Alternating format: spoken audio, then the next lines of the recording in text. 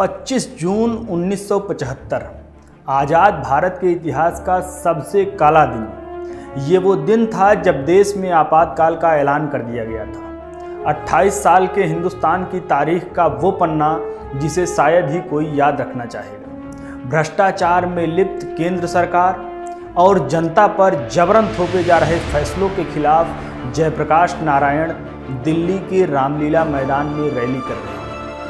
25 जून की शाम रामलीला मैदान में जेपी ने लाखों लोगों के सामने झंडा बुलंद किया था। जेपी मंच पर रामधारी सिंह दिनकर की ये पंक्तियां पढ़कर सुना रहे थे, उठते हैं तूफान बवंडर भी उठते हैं, जनता जब कोपाकुल हो भ्रिकुट चढ़ाती है, दो राह समय के रथ का घर घर नाद सुनो, सिंहासन खाली करो कि जनता आती है।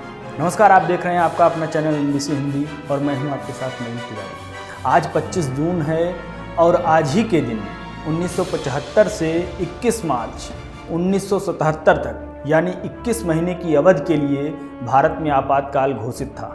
तत्कालीन राष्ट्रपति फखरुद्दीन अली अहमद ने तत्कालीन भारतीय प्रधानमंत्री इंदिरा गांधी के कहने पर आपातकाल की घोषणा की थी। स्वतंत्र भारत के इतिहास में यह सबसे विवादास्पद और अलोकतांत्रिक काल था।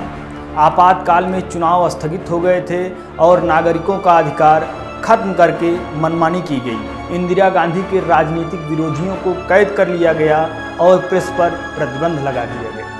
प्रधानमंत्री के बेटे संजय गांधी के नेतृत्व में बड़े पैमाने पर पुरुष नसबंदी अभियान चलाया गया। जयप्रकाश नारायण ने इसे भारतीय इतिहास की सर्वाधिक काली अवधि कहा था।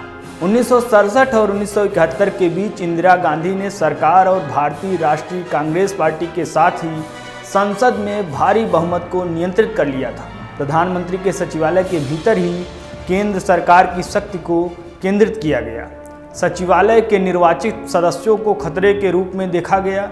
इसके लिए इंदिरा ने अपने प्रधान सचिव पीएन हक्सर, जो इंदिरा के सलाहकारों की अंदरूनी घेरे में आते थे, उन पर भरोसा जताया था। इसके अलावा परमेश्वर नारायण हक्सर ने सत्तारूढ़ पार्टी की विचारधारा, प्रतिबद्ध नौकरशाही के विचार को बढ़ावा दिया। इंदिरा गांधी ने चतुराई से अपने प्रतिद्वंदियों को अलग कर दिया, जिसके चलते कांग्रेस विभाजित हो गई और 1969 में दो भागों में बंट गई। अखिल भारतीय कांग्रेस कमेटी और कांग्रेस सांसदों के एक बड़े भाग ने प्रधानमंत्री का साथ दिया। इंदिरा गांधी की पार्टी पुरानी कांग्रेस से ज़्यादा ताकतवर और आंतरिक लोकतंत्र की परंपराओं के साथ मजबूत थी। दूसरी ओर कांग्रेस आर के सदस्यों को जल्द ही समझ आ गया था कि उनकी प्रगति इंदिरा गांधी और उनके परिवार के लिए अपनी वफादारी दिखाने पर पूरी तरह निर्भर करती है, जिसके चलते चाटुकारिता का दिखावटी प्रदर्शन करना उनकी दिनचर्या बन गया।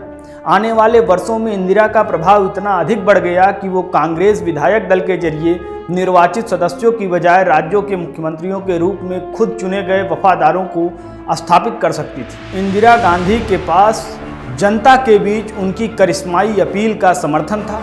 इसकी एक और वजह सरकार के जरिए लिए गए फैसले भी थे। इसमें जुलाई 1969 में प्रमुख बैंकों का राष्ट्रीयकरण और सितंबर 1970 में राज भत्ते से उन्मूलन शामिल है। ये फैसले अपने विरोधियों को सार्वभौमिक झटका देने के लिए अध्यादेश के माध्यम से अचानक किए गए थे। इसके बाद सिंडिकेट और अन्य विरोधियों के उलट इंदिरा को गरीब के समर्थक, धर्म के मामलों में अर्थशास्त्र और धर्मनिरपेक्षता के साथ समाजवाद के साथ पूरे देश के विकास के लिए खड़ी एक छवि के रूप में देखा गया।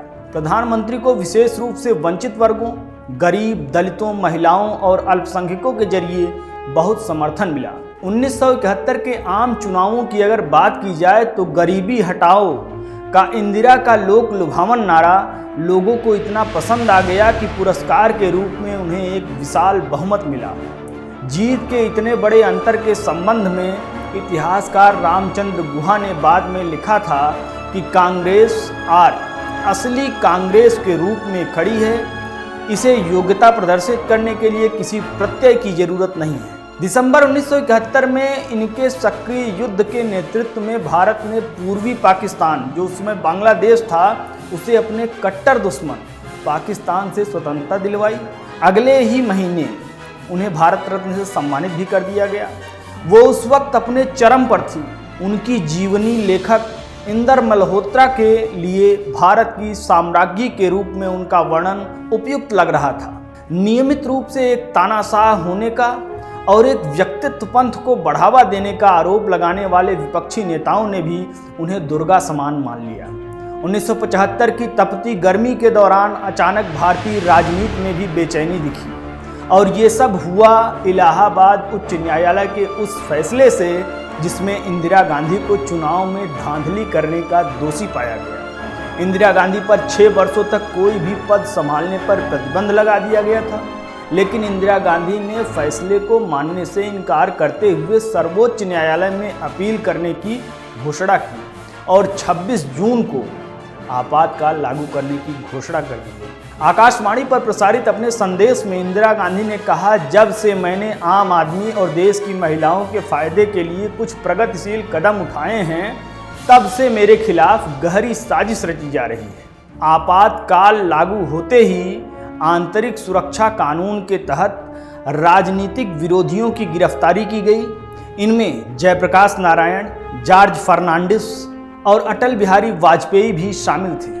अब आइए हम आपको बताते हैं कि पूरा मामला क्या था। दरअसल में मामला 1971 में हुए लोकसभा चुनाव का था, जिसमें इंदिरा ने अपने मुख्य प्रतिद्वंदी राज नारायण को पराजित किया था। लेकिन चुनाव परिणाम आने के 4 साल बाद राज नारायण ने हाई कोर्ट में चुनाव परिणाम को चुनौती दी। राज नारायण की दलील की माने तो इंदिरा गांधी ने चुनाव में सरकारी मशीनरी का दुरुपयोग किया था, तय सीमा से ज़्यादा पैसे खर्च किए और मतदाताओं को प्रभावित करने के लिए गलत तरीकों का इस्तेमाल किया। अदालत ने भी इन आरोपों को सही ठहराया। इसके बाद इंदिरा गांधी टस से मस नहीं हुई। यहाँ तक कि कांग्रेस पार्टी ने भी बयान जारी करके कहा कि इंदिरा का नेतृत्व पार्टी के लिए अपरिहार्य है। आपातकाल विरोधी आंदोलन में आरएसएस की भी भूमिका अब समझ लीजिए। राष्ट्रीय स्वयंसेवक संघ को प्रतिबंधित कर दिया गया, क्योंकि माना गया कि आरएसएस संगठन विपक्षी नेताओं का करीबी है। आरएसएस का बड़ा संगठनात्मक आधार सरकार के खिलाफ विरोध प्रदर्शन की संभावना रखता था। फिर क्या, पुलिस इस संगठन पर टूट पड़ी और संघ के हजारों कार्यकर्ताओं को जेल में डाला गया। आरएसएस ने प्रतिबंध को चुनौती दी और हजारों स्वयंसेवकों ने प्रतिबंध के खिलाफ और मौलिक अधिकारों के हनन के खिलाफ सत्याग्रह में भाग लिया। 1975 में आपातकाल को आज 46 वर्ष पूरे हुए हैं। इस मौके पर प्रधानमंत्री नरेंद्र मोदी ने आपातकाल लगाने को लेकर कांग्रेस पार्टी के ऊपर निशाना साधा है और आपातकाल को लोकतंत्र का काला दिवस बताते हुए कहा कि इसे कभी भुलाया नहीं जा सकता। प्रधानमंत्री ने कहा कि 1975 में आपातकाल लगाकर कांग्रेस पार्टी ने लोकतांत्रिक मूल्यों को रौंदा था। आज ही के दिन 1975 में उस समय की इंदिरा गांधी के नेतृत्व वाली सरकार ने देश में आपातकाल लगाने की घोषणा की। गृह मंत्री अमित शाह ने आपातकाल को विश्व के सबसे बड़े लोकतंत्र की हत्या बताया और अपने ट्वीट में लिखा, एक परिवार के विरोध में उठने वाले स्वरों को कुचलने के लिए थोपा गया आपातकाल आज़ाद भारत के इतिहास का एक काला अध्याय है। 21 महीनों तक निर्दयी शासन की क्रूर यातनाएं सहते हुए देश के संविधान और लोकतंत्र की रक्षा के लिए निरंतर संघर्ष करने वाले सभी देशवासियों के त्याग और बलिदान को नमन। अमित शाह ने लिखा कि 1975 में आज ही के दिन कांग्रेस ने सत्ता के स्वार्थ और अहंकार में देश पर आपातकाल थोपकर विश्व के सबसे बड़े लोकतंत्र की हत्या कर दी। असंख्य सत्याग्रहियों को रातों रात जेल की काल कोठरी में कैद कर प्रेस पर ताले जड़ दिए। नागरिकों के मौलिक अधिकार छीनकर संसद और न्यायालय को मूक दर्शक बना दिया। उत्तर प्रदेश के मुख्यमंत्री योगी आदित्यनाथ ने अपने ट्वीट संदेश में कहा कि वर्ष 1975 में आज ही के दिन कांग्रेस पार्टी ने भारत के महान लोकतंत्र पर कुठाराघात कर देश पर आपातकाल थोपा था। मैं उन सभी पुण्यात्मा सत्याग्रहियों को नमन करता हूं जिन्होंने आपातकाल की अमानवीय यातनाओं को सहकर भी देश में लोकतंत्र की पुनर्स्थापना में सहयोग दिया था। भारत के इतिहास में ये पहला मौका था जब देश ने इस तरह का दौर देखा था। आपातकाल की घोषणा के साथ ही देश के नागरिकों के सभी अधिकार भी खत्म हो गए थे। ये सही मायने में सत्ता पक्ष और लोगों के बीच एक ऐसे संघर्ष की शुरुआत थी जिसमें आखिरी जीत भी लोगों की ही हुई थी। देश दुनिया की तमाम बड़ी खबरों के लिए जुड़े रहिए हमारे साथ, देखते रहिए NBC हिंदी।